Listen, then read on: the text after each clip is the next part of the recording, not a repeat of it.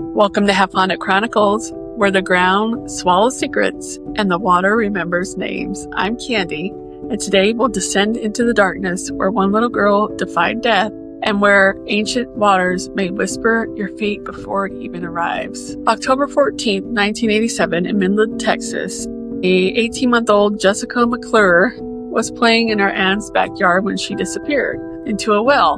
An 8-inch opening, she fell 22 feet down, landing in a narrow shaft, barely able to move. For the next 58 hours, the world watched. CNN cameras rolled. Rescue crews dug. People prayed. They had to dig parallel and then sideways through the dense rock. Jessica sang nursery rhymes, cried for her mom, then silence. The nation held its breath. When they finally reached her, she was bruised, dehydrated, but alive.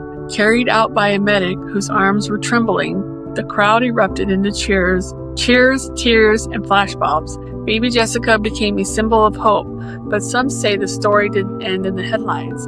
There were aftershocks. Jessica's rescuers described hearing voices underground even after they knew she was no longer speaking. One man claimed the well echoed his own name back to him, and years later, that same man died in a fall. Locals say the land never healed. The backyard went quiet, the well sealed, but the ground, it still watches. Now we cross north to the tiny town of Saint Anne de Pierre, Quebec, home to one of the oldest pilgrimage sites in Canada. And behind the church, hidden by time and ivy, is a well. Locals say it predates the chapel, once used by missionaries, and before that, used for something far older.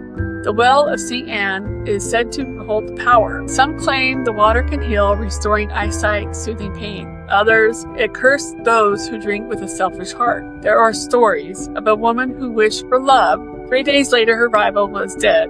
Another who drank from it began whispering names of people who hadn't been born yet.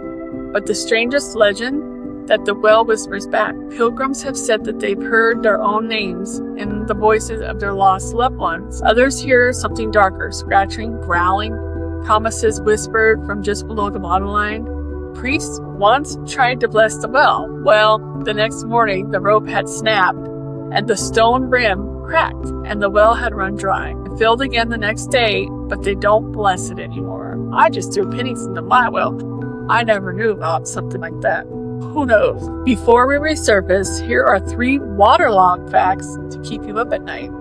Wells were often used as burial pits during plague years, and a quick way to dispose of the dead sometimes before they were fully gone. Water amplifies EVP recordings. Paranormal researchers believe it helps transmit ghostly voices across frequencies. Some haunted wells dry up overnight, immediately after claiming a final victim. Whether it's a child pulled from the dark or something darker waiting at the bottom, wells hold more than water. They hold stories, whispers, warnings.